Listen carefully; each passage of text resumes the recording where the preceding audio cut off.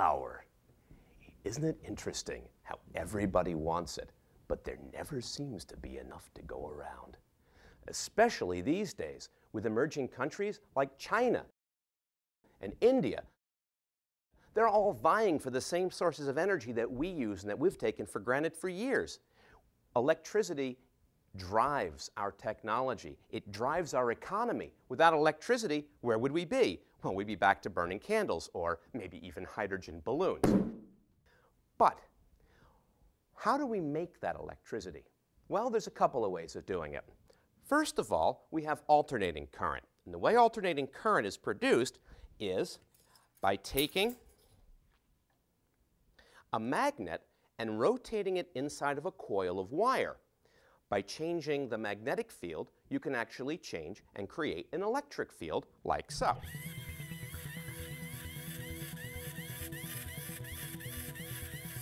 In a power plant, the turning of this is produced by steam, or wind, or moving water.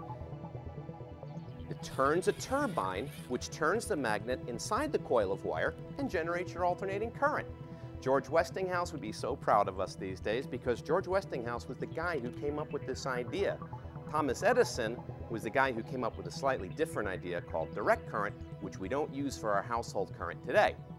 However, direct current is very useful if you want to power portable things, such as a laptop computer, or a watch, or your cell phone, or a remote control, or quite possibly an MP3 player, or portable speakers. And finally, my favorite, the electronic fly swatter. This thing does a great job. One zap, and they're fried. Help me! Help me! So what do all these items have in common besides they're designed to be portable? Where do they get their electricity from?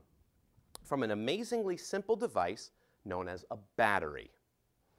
A battery is a very small, very portable unit which comes in all different shapes and sizes, from AA's to 9-volt batteries to this great big whopping 6-volt to even the 12-volt battery that you find in your car. All of these batteries here that you generally buy will operate off of exactly the same chemistry, so they'll produce the same voltage. A standard battery will produce 1.5 volts. A 6-volt battery is actually made up of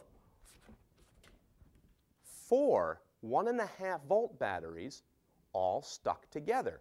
4 times 1.5 is what? That's right, 6.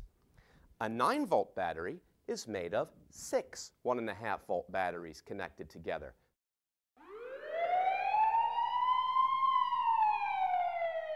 In order to make a battery, you need to have a couple of metals.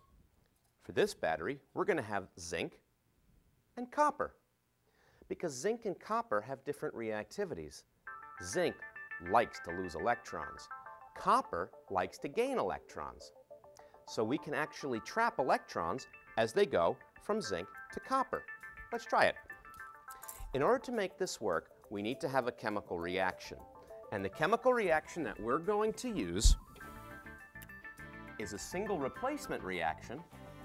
Zinc plus copper 2 sulfate forms zinc sulfate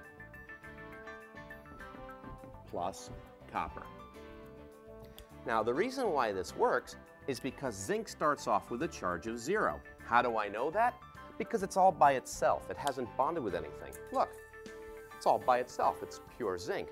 And the way it works is any element by itself has no charge. All by itself, it has no charge. All by itself, it's all alone. Now, what about the copper and the sulfate? Since they're in a compound, they've got to have opposite charges in order to combine together. And you can go onto the periodic table to find that copper is +2 and the sulfate is -2. Now, on the other side, the zinc, again, you can find this on the periodic table, is +2 and the sulfate is -2. And the copper, all by itself, it has no charge.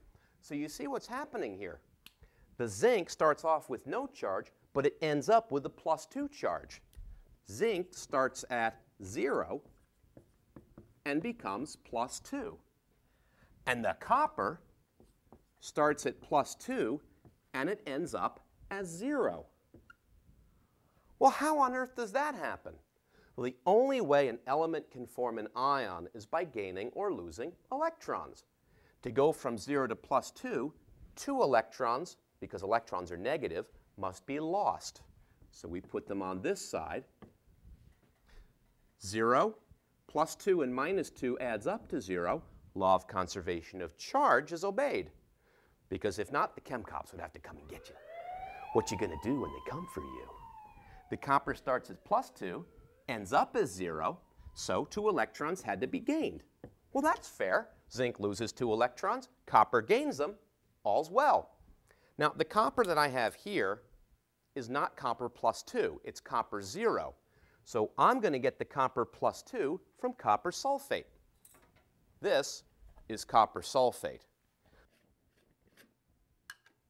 Copper sulfate, as you can see, is blue. Isn't that pretty? It's like powdered Smurf. The reason why it's blue is because copper is a transition element, and transition metal compounds tend to be colored. Copper compounds tend to be colored blue, or sometimes green. They're very pretty. So for this, we will need the goggles. We will carry out each half reaction in its own half cell. Oxidation versus reduction. Let the battle begin. This, since electrons are being lost, is called oxidation, and this, because electrons are being gained, is called reduction. Huh? If it's being gained, why do you call it reduction? It's not like you can say, oh, you know, I just gained 5 pounds. I just reduced. Well, it doesn't work that way. It's called reduction because the charge gets reduced. See, it starts out as +2, but it gets reduced down to 0. Isn't that cool? That's why it's called reduction, because the charge gets reduced. So we're going to have in one beaker, we're going to have zinc and zinc +2 ions all together. In the other beaker, we're going to have copper +2 ions and copper together. So here's the zinc. Here's the copper. In with the copper goes the copper 2 sulfate.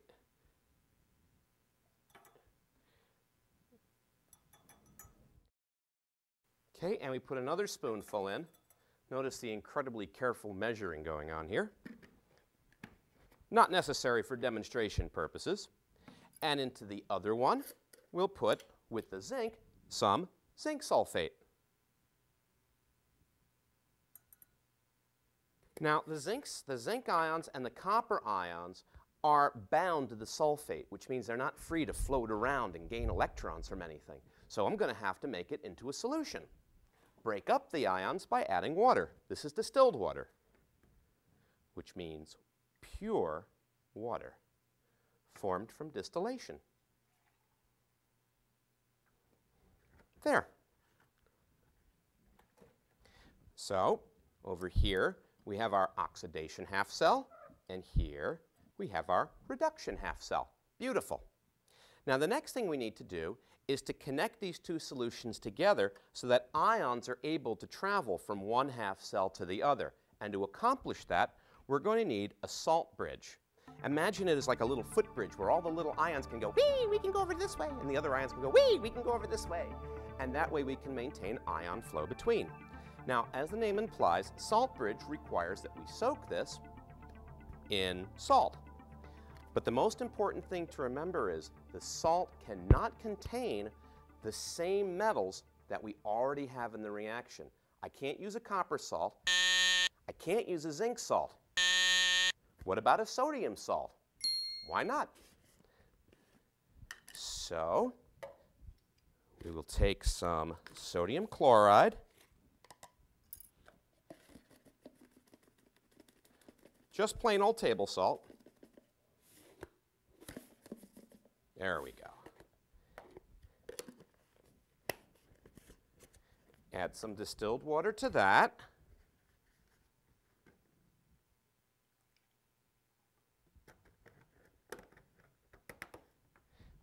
and soak our salt bridge in the salt water. His hand's in the chemical. It's table salt. And then place the salt bridge between, like so. In a battery that's not hooked up to anything, all the ingredients you need right here are already here. What's missing? A device to power and some wires to connect it. This is called a load. It's the object you're going to power with your battery. Or technically in this case, since it's only one, it's got 1/2 cell here and 1/2 cell here, it's called a cell.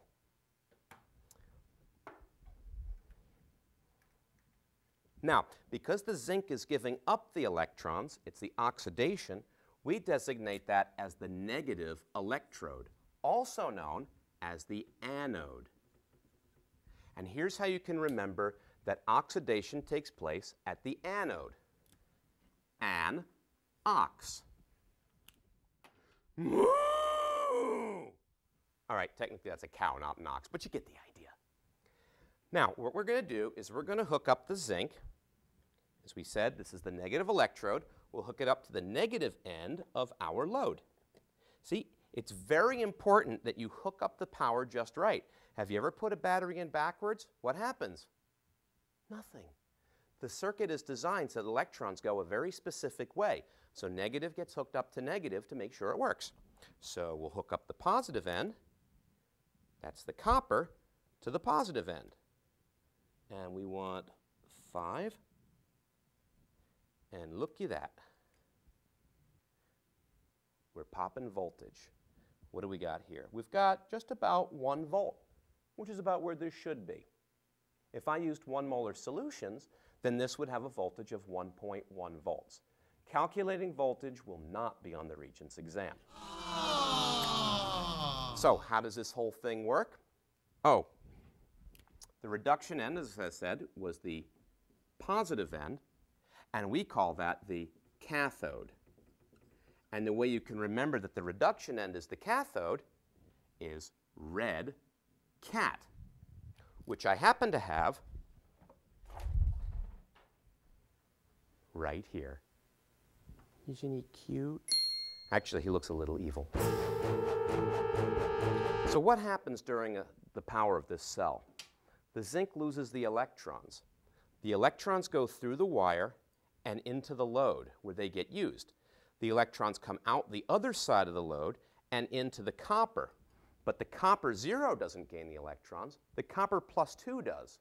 So the copper +2 ions will latch onto the electrons on the strip of metal, turn into solid copper, which means that this electrode is actually going to get larger over time. And that's going to leave sulfate ions floating around. And so they go across the salt bridge to the other side. So you have a continuous circuit. And then the negative ions, since the positive ions have come out of solution, the negative ions, the sulfate, will travel across the salt bridge to complete the circuit. Also, zinc +2 ions from this side will travel across the salt bridge to over here. See, negative ions go this way, positive ions go that way. So in order to sum that up, I'm going to sing you a little tune. Vital to make a battery is this electrochemistry. You take 2 half cells and connect them up so well with a load to power in between. You need to have electrodes, you see, full of that metallicity. Let electrons flow across the salt bridge we go, allowing us to make electricity. We start at the anode, electrons are lost there and go through the wire, and through the load on fire, they enter the cathode and reduce the cations, and the anions go through the salt bridge back to where? Where? We start at the anode, electrons are lost there, and go through the wire. Hey, is that load on fire? They enter the cathode and reduce the cations, and the anions go through the salt bridge back to where? You guessed it, the anode. And that is how a battery gets made. Thank you.